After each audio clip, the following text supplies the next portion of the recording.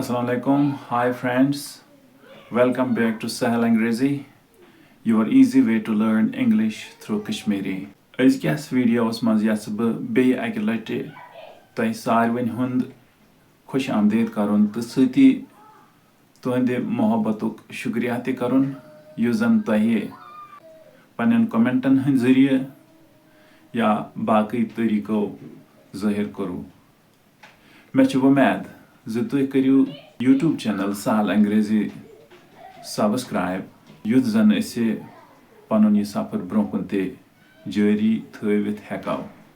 In today's video, we are going to talk about something that we all do every day. I mean morning routine. أزکِس videoَس منٛز کرو أسۍ تِمن کامٮ۪ن ہُنٛد ذِکر یِم أسۍ پرٛٮ۪تھ دۄہ صُبحٲے کران چھِ. أسۍ چھِ سُلے نِندرِ وۄتھان اَتھٕ بُتھ چھلان نماز پران قرآن شریٖفس تِلاوت کران أسۍ چھِ ناشتہٕ کران تہٕ یِژھے ہِش باقٕے واریاہ کامہِ کران تہٕ یِمہٕ کامہِ کِتھ کٔنۍ ہٮ۪کو أسۍ انگریٖزۍ زبٲنۍ منٛز ؤنِتھ تہٕ بیٚیہِ کرو أسۍ پننٮ۪ن شُرٮ۪ن تہِ یِمہٕ جملہٕ بار بار ونناونٕچ مشق. Morning routines are the things that we do when we wake up, brushing our teeth, washing our hands, face, feet, and head, having our breakfast, and so on. In today's lesson, I'll teach you how to talk about our morning routine. ؤلِو أسۍ کرو آز 5-8 جملہٕ تہٕ کرو تیٚلہِ یِمن جملن ہٕنٛز مشق. بہٕ چھُس صبحٲے سُلے 6 بجہِ نِندرِ وۄتھان.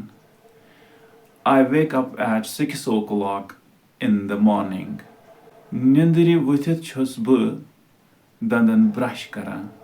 After waking up, I brush my teeth. بہٕ چھُس سرٛان کران. I take a shower. بہٕ چھُس گرم آبہٕ وضوٗ کران تہٕ پتہٕ نماز پران. I make ablution with hot water as it is winter today. I make ablution and offer Fajr prayers. Fajr نمازِ پتہٕ چھُس بہٕ قرآنِ شریٖفس تِلاوت کران.